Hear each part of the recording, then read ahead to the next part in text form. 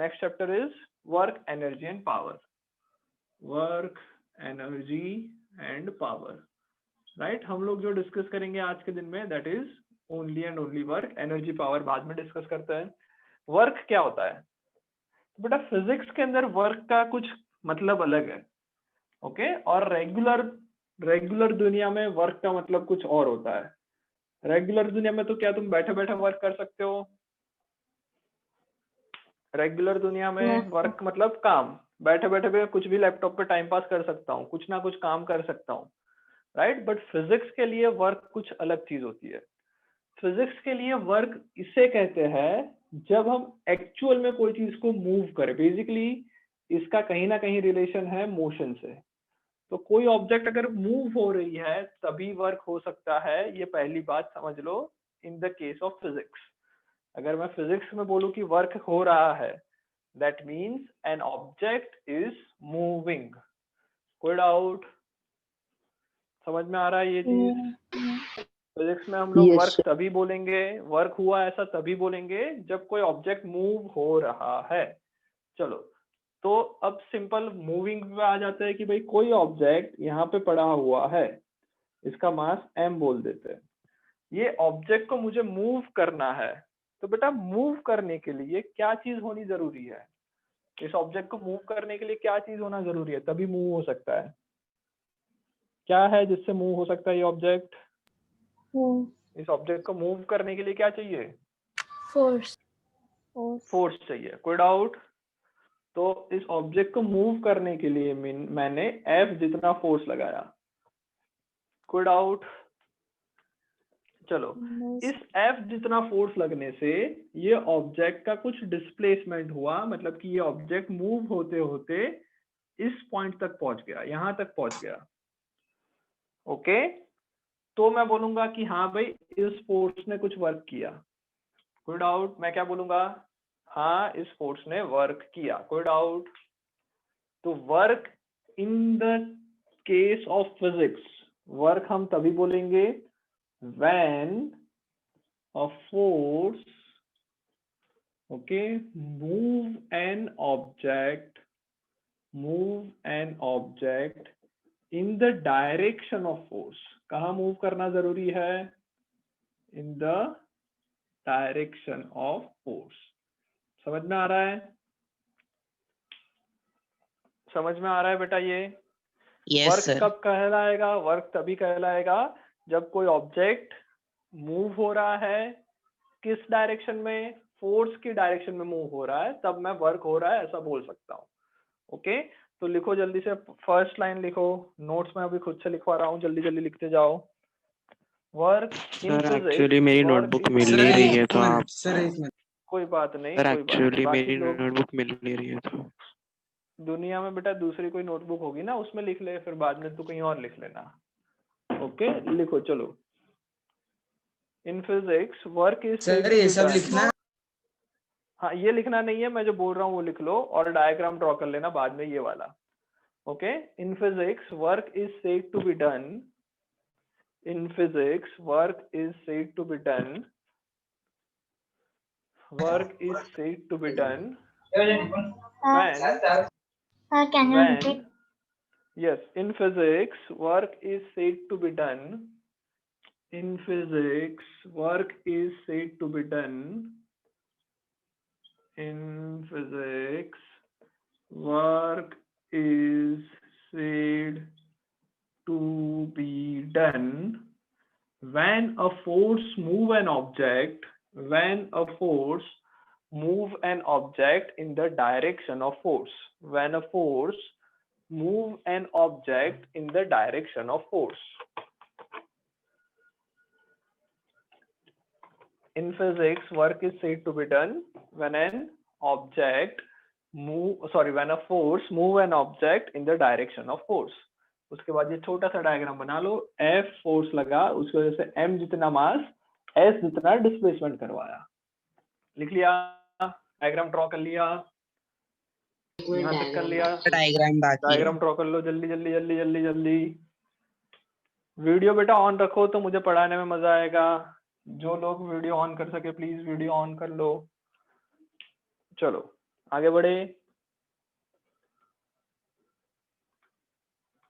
कोई डाउट यहाँ तक?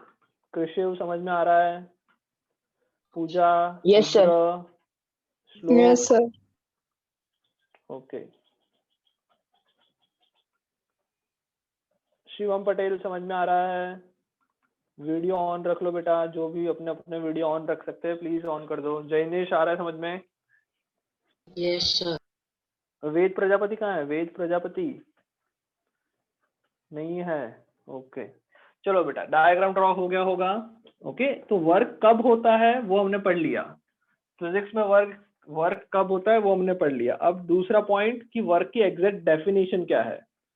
तो वर्क की डेफिनेशन है, वर्क इज प्रोडक्ट ऑफ, लिखते जाओ फटाफट, product of force and displacement in the direction of force. सिर्फ और सिर्फ डिस्प्लेसमेंट बोलोगे गलत है।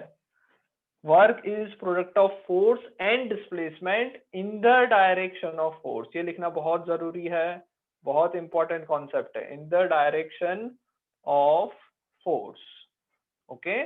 So work is product of force and displacement in the direction of force. लिख लो जल्दी से। डिस्प्लेसमेंट कौन सी डायरेक्शन में होना चाहिए? जो फोर्स लगा उसकी डायरेक्शन में डिस्प्लेसमेंट होगा तब वर्क कहलाएगा, ओके।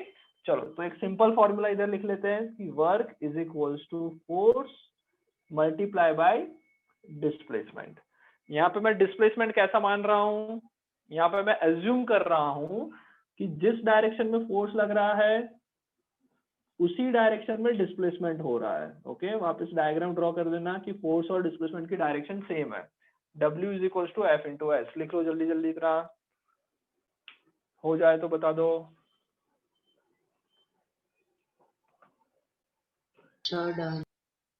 कर लिया, बहुत सिंपल है। Force multiply by displacement, okay. तो वर्क का फॉर्मूला हो गया F इंटू एस, ओके। चलो, ओके। ये बेटा यहाँ पे अंडरलाइन कर लो, अगर तुमको समझ में नहीं आ रहा हो तो ये लाइन अंडरलाइन कर लो, ये बहुत ही इंपॉर्टेंट है। Displacement in the direction of force, displacement in the direction of force को अंडरलाइन कर लेना, बहुत इंपॉर्टेंट है, ओके। चलो, सो भाई वर्क हो गया F मल्टीप्लाई बाय एस। यहाँ पे अज्यूम कर रहे हैं कि फोर्स और डिस्प्लेसमेंट की डायरेक्शन सेम है। चलो आगे देखते हैं क्या है भाई। लिख लो, it is a scalar quantity.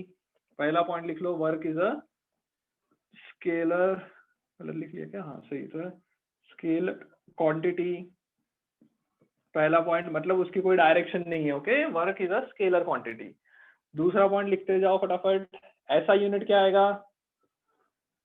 ऐसा यूनिट क्या आएगा भाई? Force multiply by displacement. Force का यूनिट न्यूटन, डिस्प्लेसमेंट का मीटर, तो ऐसा unit is newton metre. Newton को बेटा और कुछ लिख सकते हैं? तो हाँ भाई, न्यूटन को लिख सकते हैं kg metre per second square multiply by metre. तो ये मिलके क्या बन गया? केजी ऊपर मीटर का स्क्वायर, नीचे सेकेंड का स्क्वायर। तो ये भी ऐसा यूनिट है वर्क का। और इसी को तीसरा नाम दे दिया जूल, JOULE, जूल। जूल एक साइंटिस्ट था, उसके नाम से हमने वर्क को और एक यूनिट दे दिया जूल, ओके। लिख लिया ये? जल्दी जल्दी जल्दी जल्दी जल्दी। ओके, तो जूल तक हमारा समझ में आ गया। अब स्केलर क्वांटिटी है, उसकी कोई डायरेक्शन नहीं होगी। ऐसा यूनिट है न्यूटन मीटर, केजी मीटर पर सेकंड स्क्वायर, जिसको हम जूल भी कह सकते हैं। अब देख लेते हैं एक और यूनिट जिसको हम कहते हैं CGS यूनिट। हाँ या ना? CGS मतलब सेंटीमीटर ग्राम और सेकंड। CGS, फोर्स का CGS होता था डाइन, अगर तुम्हें पता हो तो। मीटर का CGS होता है सेंटीमीटर, तो डाइन सेंटीमीटर CGS यूनिट हो जाएगा, ओके। वापस वही डाइन को मैं क्या लिख सकता हूँ? फोर्स में था kg metre second square, kg का CGS हो जाता है ग्राम, मीटर का सेंटीमीटर, सेकंड का सेकंड ही रहेगा, इनटू सेंटीमीटर। समझ में आ रहा है ये? तो ये क्या बन जाएगा? ये बन जाएगा ग्राम centimetre square upon second square, okay. और इसी चीज को हम लोगों ने दूसरा नाम दे दिया है, जैसे उसको जूल बोला था पूरे को, वैसे ही उसको अर्ग बोला है। ये सारे सेम ही है। क्या मैं है टाइम सर ये? सेंटीमीटर बोल सकता हूँ, अर्ग, ERG, अर्ग, इसको प्रोनाउंस हम करेंगे अर्ग। ओके, अर्ग क्या है? CGS unit of work. Dyne क्या था? CGS unit of force. चलो आ गया समझ में यहाँ तक? लिख लिया यहाँ तक? Yes, sir. चलो इसके बाद लिखो relation between SI and CGS unit. बहुत जल्दी जल्दी लिखना है। Relation between CGS and SI unit. Relation between CGS and SI unit. SI unit क्या है? वर्क का। जूल। जूल को मैं लिख सकता हूँ 1 kg metre square second square. 1 kg को मैं लिख सकता हूँ 1000 ग्राम। मीटर का स्क्वायर है, मतलब मीटर इंटू मीटर। 1 मीटर को लिख सकता हूँ 100 सेंटीमीटर। 100 सेंटीमीटर सर आपकी आवाज नहीं आ रही। हेलो हेलो, तो बीच बीच में आपका आवाज एकदम कम हो जा रहा है। ओके ओके, कोई बात नहीं। अब आ रहा है आवाज क्लियर? सृजन, आ रही है आवाज? अब आ Yes, sir, रही आ है? रहा है। चलो, सो बेटा केजी को मैंने लिखा 1000 ग्राम, मीटर को लिखा 100 सेंटीमीटर, दूसरे मीटर को लिखा 100 सेंटीमीटर। तो 1000 100 100 10 को कितनी बार मल्टीप्लाई हो रहा है? 10 को 7 बार मल्टीप्लाई कर रहा हूँ। तो 10 रेज टू 7, 3 इधर 2 इधर 2 इधर, 3 + 2 + 2 7, 10 raise to 7 gram centimetre square upon second square. इसको मैं क्या बोल सकता हूँ? अर्ग बोल सकता हूँ। तो 1 joule is equals to 10 raise to 7 erg. Okay, लिख लो जल्दी जल्दी। ये सब कुछ बहुत बेसिक है बेटा, हम लोग को थोड़ा और फटाफट आगे बढ़ना है। लिख लिया? Yes, sir. Yes sir. Okay चलो, अब थोड़ा सा देखते हैं। ट्रिग्नोमेट्री कितनों को नहीं पता? साइन थीटा कॉस थीटा कितनों को नहीं पता? अच्छा चलो छोड़ो, वो अभी नहीं करते, वो हम लोग थोड़ी देर बात करेंगे। नेक्स्ट क्लास में, फ्रेश क्लास में स्टार्ट करेंगे। कुछ और करते हैं। लिख लो आगे, हेडिंग डाल लो types of work. Types of work. Okay, लिख लो टाइप्स ऑफ वर्क। चलो अब बेटा बहुत सिंपल, मैं एग्जांपल दे रहा हूँ, अभी कुछ लिखना नहीं है। मान लो एक ऑब्जेक्ट, एक आदमी है, वो इस डब्बे को हिलाना चाहता है। इस डब्बे को हिलाना चाहता है। ओके, हिला के ये यहाँ तक लाना चाहता है। इसका मतलब क्या हुआ? यहाँ तक लाना चाहता है मतलब ये आदमी करना क्या चाहता है एक्चुअल में? एक्चुअल में ये आदमी कुछ वर्क करना चाहता है, ऐसा बोल सकता हूँ। Yes, sir. Okay, let's say ये आदमी का नाम वरुण है। ओके, वरुण ये इस डब्बे को इधर से इधर ले जाना चाहता है। ओके, बट आदित्य है जो इधर खड़ा हुआ है, और आदित्य क्या कर रहा है? इस डब्बे पे फोर्स लगा रहा है इस तरफ। वरुण क्या कर रहा है? इस डब्बे पे फोर्स लगा रहा है इस तरफ। वरुण ने ज्यादा फोर्स लगाया, जिसकी वजह से वरुण इस डब्बे को लेके इधर पहुंच गया। आदित्य भी फोर्स लगा रहा था पर कम लगा रहा था। ओके, सो इस केस में इस आदित्य ने फोर्स कहाँ लगाया? आदित्य ने फोर्स लगाया इस डायरेक्शन में, Yes, राइट? sir.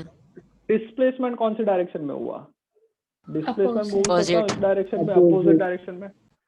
अच्छा, दूसरी बात करते हैं वरुण की। वरुण ने फोर्स लगाया इस डायरेक्शन में, डिस्प्लेसमेंट भी हुआ उसी डायरेक्शन में। तो वरुण क्या कर रहा था? वरुण ने कुछ वर्क किया, ऐसा बोल सकता हूँ। तो वरुण ने जो वर्क किया that will be called as positive work. उसको हम क्या कहेंगे? Positive work. आउट। ओके, तो वरुण ने पॉजिटिव वर्क किया। आदित्य क्या कर रहा है? आदित्य उसको हेल्प कर रहा है या कुछ काम बिगाड़ रहा है? आदित्य क्या कर रहा है? आदित्य ने वरुण का काम बिगाड़ा या नहीं? राइट, मैं बोल सकता हूँ आदित्य ने वरुण का काम बिगाड़ा अपोजिट डायरेक्शन में फोर्स लगा के। तो वर्क डन बाय आदित्य अगर मैं बोलूं, राइट, मैं अगर बोलूं कि work done bye Aditya, work done bye Aditya, क्या होगा ये? पॉजिटिव या नेगेटिव? Negative. नेगेटिव वर्क कहेंगे। क्यों भाई? क्योंकि वो वर्क को बिगाड़ रहा है, जो काम हो रहा था उसको बिगाड़ रहा था। आदित्य ने क्या किया? वर्क डन बाय आदित्य क्या होगा? Work done bye Aditya, sorry Aditya नहीं, कौन था, वरुण था।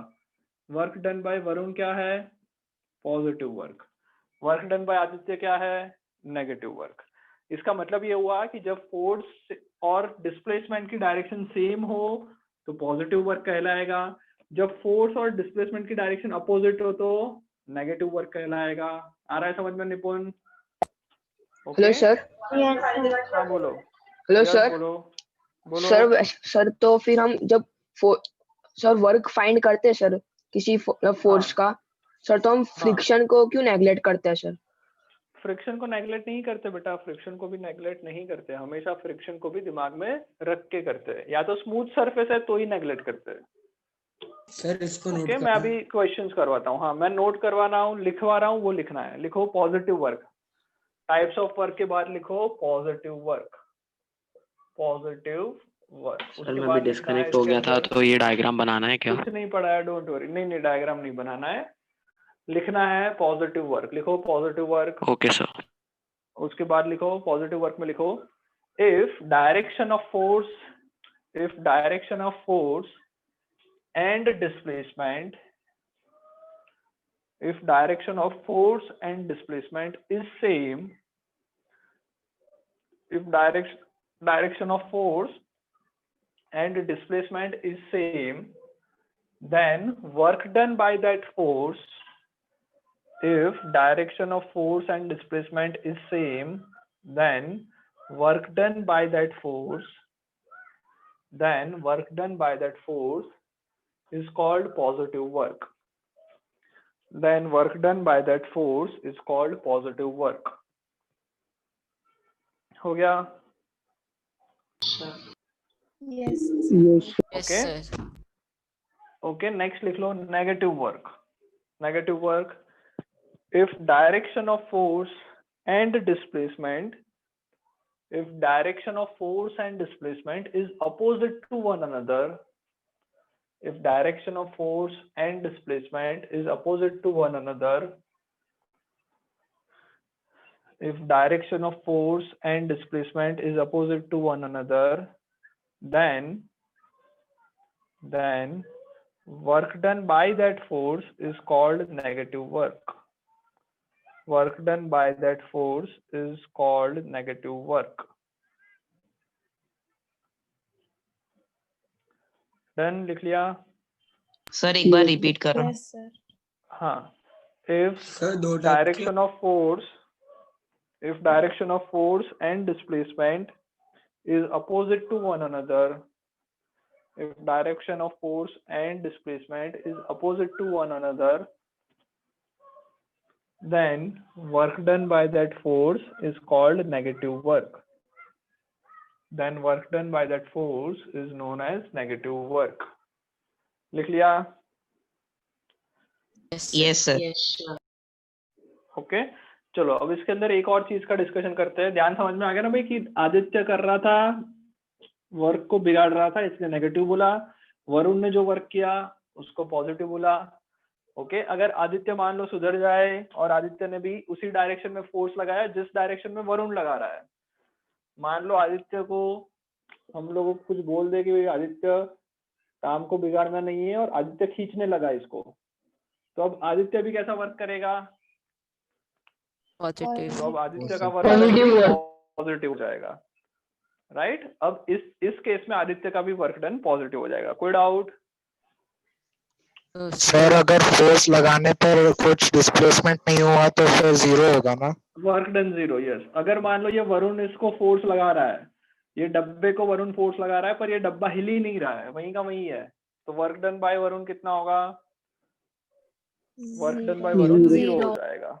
ओके, कोई डाउट यहाँ तक? लक्ष्मी समझ में आ रहा है? लक्ष्मी क्लास में ही नहीं है? चलो फ्रिक्शन वाला बताओ। यस, फ्रिक्शन वाला बता रहा हूँ। यहाँ तक समझ में आ गया? चलो, इसके अलावा एक और चीज बेटा, क्या इधर और कोई फोर्स लग रहा है? वरुण इसको उठा के यहाँ तक ले जा रहा है, मतलब फोर्स लगा के इधर तक स्लाइड करके इधर तक ले जा रहा है। फ्रिक्शन को भी नेगलेक्ट मान लेते हैं, फ्रिक्शन लेस सरफेस मान लेते हैं, फ्रिक्शन लेस। ओके, लेस नहीं है, फ्रिक्शन लेस ऐसा ही लिखते हैं। ओके चलो, वही फ्रिक्शनलेस सरफेस है, स्मूथ सरफेस है। और कोई फोर्स लग रहा है क्या इसके अलावा? वरुण ने जो फोर्स लगाया उसके अलावा ग्रेविटी भी लग रही है नीचे की तरफ, mg ग्रेविटेशनल फोर्स लग रहा है। अच्छा एक बात बताओ, ग्रेविटेशनल फोर्स ने वरुण जो डिस्प्लेसमेंट करवा रहा है उसमें ग्रेविटेशनल फोर्स ने हेल्प की या काम को किया या काम को बिगाड़ा? ग्रेविटेशन ने काम को बिगाड़ा या काम को किया? उसने बिगाड़ा क्या काम को? नहीं बिगाड़ा, राइट? क्या उसने काम को करने में हेल्प की? तो हेल्प भी नहीं की, नो सर। राइट? उसने हेल्प भी नहीं की, उसने काम को बिगाड़ा भी नहीं। इसका मतलब सर क्या वो स्टील हुआ? रखा ग्राउंड। इसका मतलब क्या हुआ कि वर्क डन बाय ग्रेविटी मैं कितनी लिखूंगा? वर्क डन बाय ग्रेविटी कितनी लिखूंगा? Work done by gravitational force कितना? Gravitational force is equals to 0। उसने हेल्प भी नहीं की, इसने बिगाड़ा भी नहीं। ओके, इसका मतलब ध्यान से सुनना, इसका मतलब ये हुआ कि जिस केस में फोर्स और डिस्प्लेसमेंट के बीच का एंगल 90 बन रहा है, डिस्प्लेसमेंट ऐसा हो रहा है, फोर्स ऐसा लग रहा है, फोर्स और डिस्प्लेसमेंट के बीच का एंगल 90 बन रहा है, तो वर्क डन कितना होगा? 0 हो जाएगा। 0। ओके, तो लिख लो नेक्स्ट लिख लो 0 वर्क। नेक्स्ट लिख लो Sir. 0 वर्क। हाँ बोलो। सर बट अगर हम कोई चीज ऊपर से थ्रो करें तो सर तब तो ग्रेविटेशनल फोर्स 0 नहीं होगा। क्या तब करें तो हम वर्क लोग? सर। यस। सर हम अच्छा, किस कौन बोल रहा है? ये कौन बोल रहा है? सर कृषि। कृषि। यस कृषि बोलो। हम कोई चीज को क्या करें? सर ऊपर से कोई थ्रो करे कोई चीज तब तो वर्क हाँ ग्रेविटेशनल का यस, चलो वर्क 0। बोल रहा हूँ मैं। जैसे कि मान लो हम लोग इस खड्डे में पड़े हुए हैं, ओके, इस खड्डे में पड़े हुए हैं, यहाँ पे एक आदमी है, वो बाल्टी डाल के इस ऑब्जेक्ट को ऊपर की तरफ खींच रहा है। हम लोग इस ऑब्जेक्ट को नीचे से खींच रहे हैं ऊपर की तरफ, राइट? थोड़ी देर के बाद ये ऑब्जेक्ट यहाँ तक पहुंच गया, तो बताओ इस यहाँ से यहाँ तक डिस्प्लेसमेंट हुआ, राइट? इस केस में ग्रेविटेशन ने वर्क कितना किया? पॉजिटिव किया या नेगेटिव किया? इस केस में Negative. ग्रेविटेशन वर्क क्या Negative, हुआ? sir. नेगेटिव हुआ नेगेटिव। ना। अब नेगेटिव वर्क करेगा बिकॉज फोर्स नीचे लगा रहा है, डिस्प्लेसमेंट ऊपर हो रहा है, so gravitation work done in this case is negative, right? और अगर इसको मैं नीचे ले जा रहा होता, अगर मैं इसको नीचे ले जा रहा होता तो ग्रेविटी मेरे को हेल्प करती, तो ग्रेविटेशन वर्क पॉजिटिव हो सकता है। पॉजिटिव। Yes, okay, sir. तो इस केस में वर्क डन 0 होगा ग्रेविटेशन का, पर इस केस में पॉजिटिव भी हो सकता है अगर मैं नीचे ले जा रहा हूँ, अगर मैं ऊपर ला रहा हूँ नेगेटिव भी हो सकता है। समझ में आया कृषिव? ओके, तो हम लोग Yes, sir. वर्क डन की बात कर रहे हैं कि फोर्स और डिस्प्लेसमेंट के बीच में एंगल 0 बन रहा है तो वर्क डन 0 होगा। सॉरी, एंगल 90 बन रहा है तो वर्क डन 0 होगा। तो 0 वर्क लिखो, हेडिंग लिख लो 0 वर्क, टाइप ऑफ वर्क के ही अंदर थर्ड वर्क 0 वर्क। उसके बाद लिखो if force and displacement, if force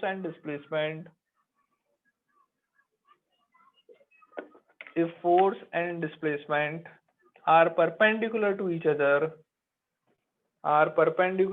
other, then work done by that force is 0. If force and displacement are perpendicular to each other,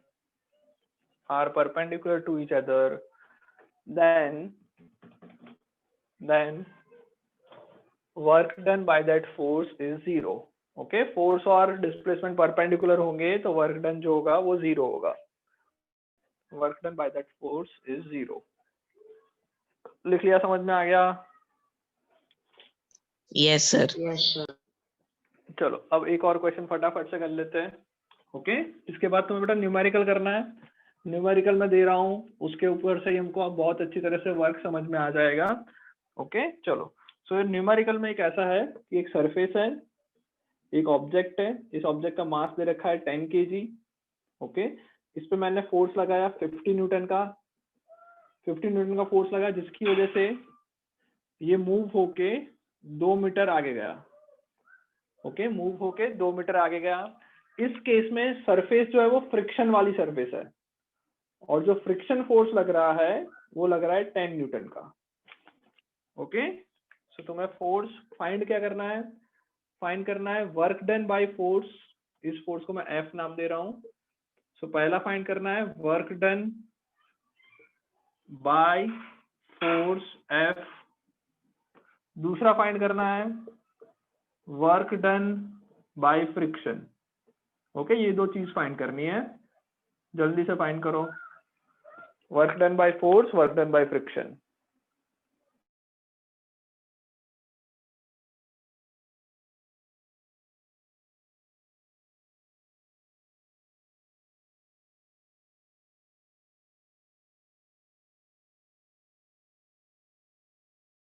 Sir, work done by F is equals to 100 joule and work done by friction is equals to minus 20 joule.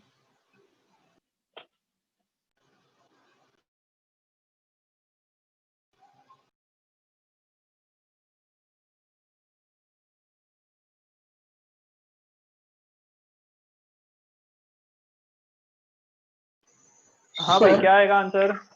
बोलो। 100 joule and minus 20 joule. Okay, क्या आएगा? Work done by force F कितना? Third भी find करना है। Work done by gravitational force, work done by gravity. Okay, ये तीन चीज फाइंड करनी है। तो पहला क्या आएगा? Work done by force F कितना आएगा? फोर्स कितना लग रहा है? 50। 100 joule. डिस्प्लेसमेंट हुआ 2 मीटर, तो मैं work done by force F हो जाएगा 50 multiply by 2 equals to 100 joule. चलो, work done by friction, friction ने फोर्स लगाया 10 -20 जूल। डिस्प्लेसमेंट हुआ 2 मीटर, बट अपोजिट डायरेक्शन में है, माइनस लगाना पड़ेगा, आएगा -20 जूल। आया समझ में? Work done by gravity, work done by gravity, gravitational force लग रहा है इधर नीचे, डिस्प्लेसमेंट हुआ इस तरफ, डिस्प्लेसमेंट और फोर्स के बीच का एंगल है 0, work done by gravity 0 joule. Okay, चलो टोटल वर्क डन कितना हुआ? सर थर्ड वाला समझ में नहीं। टोटल वर्क डन, थर्ड वाला समझ में नहीं सर, आया। 80 थर्ड वाले जूल। पे देखो, Sir, 80 joule. 80 joule. Sir 80 joule. Work done इन दोनों को ऐड करेंगे, 100 माइनस 20 80। थर्ड वाला देख लो, work done by gravity, gravitational force कहाँ लग रहा है? ग्रेविटेशनल फोर्स लग रहा है नीचे की तरफ, डिस्प्लेसमेंट हुआ इस तरफ, एंगल कितना बना? 90 डिग्री। जब भी फोर्स और डिस्प्लेसमेंट के बीच का 90 डिग्री एंगल है, वर्क डन 0 कहलाता है। ओके, आज यहाँ तक करते हैं। Okay sir. ओके, चलो बाय बाय। बाय आ गया बाय समझ में? Sir. Bye sir. Okay, yes sir, bye sir.